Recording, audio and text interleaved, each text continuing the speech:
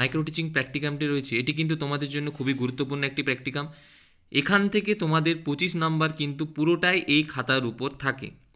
সুতরাং দেখো, খুব ভালোভাবে ম্যাথামেটিক্সের একটি মাইক্রো টিচিংয়ের খাতা আজ আমি তোমাদের সাথে শেয়ার করছি। লেখাগুলি যথেষ্ট পরিষ্কার রয়েছে এবং চার্ট মডেল সব কিছু দিয়েই কিন্তু বানানো আছে। তাই ভিডিওটা প্রথম থেকে শেষ অবধি দেখো। তো তোমাদের সুবিধার্থে আজকে আমি এই খাতাটি তোমাদের সাথে শেয়ার করছি। প্রথমেই বলে রাখি, যদি তোমরা ম্যাথামেটিক্স সাবজেক্টের হও তাহলে তোমরা এই খাতা থেকে সম্পূর্ণটা হেল্প পেতে পারো। যদি তোমাদের ম্যাথড সাবজেক্ট ম্যাথামেটিক্স নাও হয়ে থাকে তবু তোমরা কিছুটা হেল্প পেয়ে যাবে। যেমন প্রত্যেকটা পোর্শনে যে থিওরিটিক্যাল কনসেপ্ট সেটা কিন্তু সবার ক্ষেত্রে একই, অর্থাৎ এই যে theoretical concept about introducing the lesson, এই যে 5টা থিওরিটিক্যাল কনসেপ্ট এটা কিন্তু সবার একই হবে। তারপরে যেটা রয়েছে যে ইন্ট্রোডিউসিং দ্য লেসনের যে দক্ষতার পরিকল্পনা, এই পরিকল্পনা পদ্ধতির খুঁটিনাটি এগুলি কিন্তু তোমার সাবজেক্টের অনুযায়ী হবে। যেমন এখানে গণিত, সেখানে সে তার বিষয়বস্তু হচ্ছে মিশ্রণ, এখানে কিন্তু মিশ্রণ সম্পর্কেই লেখা রয়েছে পদ্ধতি খুঁটিনাটিতে। এখানে তোমার যদি বিজ্ঞান, লাইফ সায়েন্স বা জীবন বিজ্ঞান হয়ে থাকে তাহলে কিন্তু তোমার, যদি তুমি ডিএনএ নিয়ে থাকো তাহলে কিন্তু তোমার এখানে পদ্ধতি খুঁটিনাটি চেঞ্জ হবে, কিন্তু তোমার এই দক্ষতার তাত্ত্বিক ধারণা বা থিওরিটিক্যাল কনসেপ্ট কিন্তু একই থাকবে। প্রত্যেকটা স্কিলের ক্ষেত্রেই প্রথমে 5টা করে থিওরিটিক্যাল কনসেপ্ট রয়েছে। দেখো এখানে কোশ্চেনিংয়ের ক্ষেত্রেও 5টা থিওরিটিক্যাল কনসেপ্ট রয়েছে। তো এভাবে তোমরা এখান থেকে কিন্তু আর কিছুটা হেল্প পেয়ে যাবে। বাকি গণিত হলে তো কোনো অসুবিধাই নেই। তাহলে চলো প্রথম থেকে একবার দেখে নিই প্র্যাকটিকামটা। প্রথমে তোমাদেরকে এভাবে একটা সূচিপত্র বানাতে হবে, যেখানে তোমাদের ওই মূল বিষয়বস্তুগুলো লেখা থাকবে যে ভিতরে তুমি কী কী লিখেছো। তারপর দেখো introduction related to the practicum, অর্থাৎ প্র্যাকটিকাম সম্পর্কিত ভূমিকা। এখানে মাইক্রো টিচিং কী এই সম্পর্কে লেখা রয়েছে, মাইক্রো টিচিংয়ের সংজ্ঞা দেওয়া রয়েছে, মাইক্রো টিচিংয়ের বৈশিষ্ট্যগুলি লেখা রয়েছে, মাইক্রো টিচিং যে সাইকেল হয় সেটা সম্পর্কে লেখা আছে। আশা করি এগুলো সম্পর্কে তোমরা আগেই ক্লাসে শুনেছো বা পড়েছো। এরপর যে ইম্পর্ট্যান্ট স্কিল, এই ইম্পর্টেন্ট স্কিলের মধ্যে দেখো 5টি স্কিল আছে: দক্ষতা 1, দক্ষতা 2, দক্ষতা 3, দক্ষতা 4, দক্ষতা 5। এই 5টি দক্ষতা সম্পর্কে কিন্তু তোমাদেরকে প্র্যাকটিকামটি ভিতরে লিখতে হবে। প্রথমে দেখো চলে আসবো স্কিল 1, ইন্ট্রোডিউসিং দ্য লেসন। এখানে দেখো প্রথমে থিওরিটিক্যাল কনসেপ্ট লেখা রয়েছে, এগুলো এইভাবে তোমরা সেম লিখে নেবে। তোমার যে কোনো মেথড সাবজেক্ট হোক তুমি এভাবেই লিখতে পারো। এরপর তোমরা চলে আসবে পাঠ অবতরণের দক্ষতার যে পরিকল্পনা। সেখানে দেখো আমি গণিত নিয়েছি, আমার একক হচ্ছে মিশ্রণ। সেই মিশ্রণ একক অনুযায়ী আমরা যে বিষয়বস্তুর রূপরেখা, সেখানে উপাদান এবং পদ্ধতির খুঁটিনাটি সেগুলি সম্পর্কে লিখেছি। এভাবে তোমরা যদি ম্যাথামেটিক্সের হয়ে থাকো তোমরা লিখে নেবে। এখানে আমি একটা চার্ট মডেল ইউজ করেছি, যেখানে কি কি দেখানো হয়েছে যে মিশ্রণ কিভাবে ঘটে থাকে। দেখো চিনি, চা, জল এগুলো দিয়ে যে লাল চা হয় এগুলো সবাই জানে। তাছাড়া যে সিমেন্ট, বালি, পাথর, জল মিশিয়ে যে বাড়ি তৈরির জন্য মশলা তৈরি হয়, এই সম্পর্কে একটা চার্ট বানাতে পারো লেসনটা শুরু করার জন্য, যে তাহলে এখানে কি হলো। এখানে দেখো প্রত্যেকটা বিষয় একসাথে মিশ্রিত করে একটা উপাদান আমরা পেয়ে থাকি। স্টুডেন্টরা আরামসে ঠিকঠাকভাবে বলতে পারবে যে হ্যাঁ এখানে মিশ্রণ হয়েছে।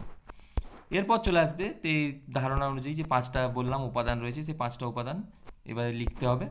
এরপর চলে আসবো স্কিল অফ কোশ্চেনিং, যে স্কিল 2।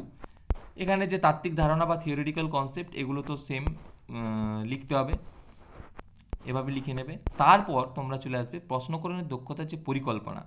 সেই পরিকল্পনাতে কী হবে, যে ভাষার যথার্থতা ও সরলতা থাকতে হবে, শিক্ষার্থীদের নির্দিষ্ট উদ্দেশ্যের সাথে সম্পর্ক স্থাপন করতে হবে। দেখো এভাবে কোশ্চেন লেখা রয়েছে। পুনরলোকপাত ও পুনর্নির্দেশ করতে হবে, শিক্ষার্থীদের উত্তরের সূত্রে পরিবর্তী প্রশ্ন করতে হবে, উত্তরদানের সহায়তা করতে হবে। ঠিক আছে, তো এভাবেই তোমরা এগুলো লিখে নেবে। এরপর চলে আসবো তৃতীয় skill, skill of teaching AIDS, skill of using teaching AIDS, অর্থাৎ তুমি তোমার যে শিখন প্রদীপন ব্যবহার করবে সেটা কিভাবে করবে। এখানে থিওরিটিক্যাল কনসেপ্ট এগুলো লিখে নেবে। তারপর চলে আসবে যে শিখন প্রদীপন ব্যবহারের দক্ষতার একটি পরিকল্পনা। এই পরিকল্পনাটি কিন্তু খুব ভালোভাবে তোমাদেরকে বানাতে হবে। এখানেও কিন্তু 5টি উপাদান রয়ে থাকে, যেগুলো হচ্ছে বিষয়বস্তুর সাথে প্রাসঙ্গিক শিক্ষক প্রদীপন, শিক্ষার্থীদের মানসিক স্তরের পরিপ্রেক্ষিতে যথাযথ শিক্ষণ প্রদীপনের ব্যবহার, আগ্রহ, চিন্তা সৃষ্টিকারী শিক্ষণ প্রদীপন। ঠিক আছে, এখানে একটা চার্ট ব্যবহার করা হয়েছে, যে শিক্ষণ প্রদীপন যেটা ব্যবহার করা হয়েছে সেই চার্টের দেখো একটা ছোট মিনিয়েচার ভার্সন এখানে দেওয়া হয়েছে, তোমরা এভাবে লিখে নেবে।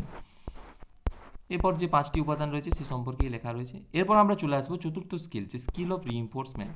তো এই স্কিলের ক্ষেত্রে কি হচ্ছে না, উৎসাহ, দক্ষতা, তাত্ত্বিক ধারণা বা থিওরিটিক্যাল কনসেপ্ট, এই থিওরিক্যাল কনসেপ্ট হুবহু তোমরা লিখে নিতে পারো, তুমি যে কোনো মেথড সাবজেক্টেরই হয়ে থাকো, এগুলো সবার একই রকম হয়।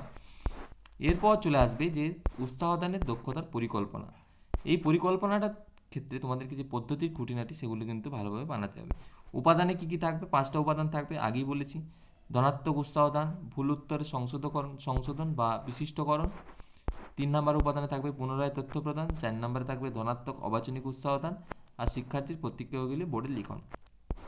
এরপর আমরা চলে আসবো 5 নম্বর স্কিল, যেটা ইম্পর্টেন্ট স্কিল অফ ইলাস্ট্রেশন, অর্থাৎ তোমার যে টপিক, সেই টপিক তুমি কতটা ইলাস্ট্রেট করছো সেটা তোমাদেরকে এখানে লিখতে হবে।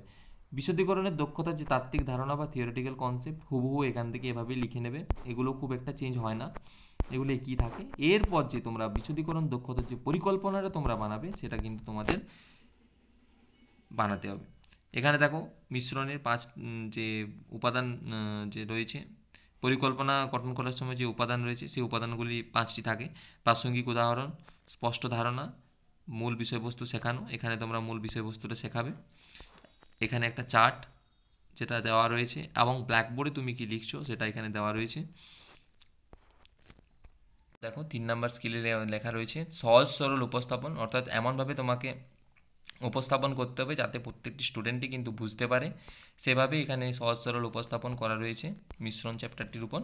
তারপর শিক্ষার্থীদের পারস্পরিক মিথস্ক্রিয়া, অর্থাৎ তারা বিষয়বস্তু কতটা বুঝতে পেরেছে বা অনুধাবন করতে পেরেছে তা এর মাধ্যমে দেখা হয়, এবং শিক্ষকের মধ্যে, শিক্ষার্থী আর শিক্ষিকা বা শিক্ষকের মধ্যে কিন্তু মিথস্ক্রিয়া চলতে থাকে। এরপর আছে বিষয়বস্তুর সাথে সম্পর্ক, অর্থাৎ আমাদের দৈনন্দিন জীবনে বিভিন্ন ক্ষেত্রে যে কাজে লাগাতে পারি সেই সম্পর্কে একটা ধারণা তোমাদেরকে দিতে হবে। তো এই ছিল তোমাদের মাইক্রো টিচিং, যেখানে থেকে তোমাদের কিন্তু 25 নাম্বার প্র্যাকটিকাম বিএডের।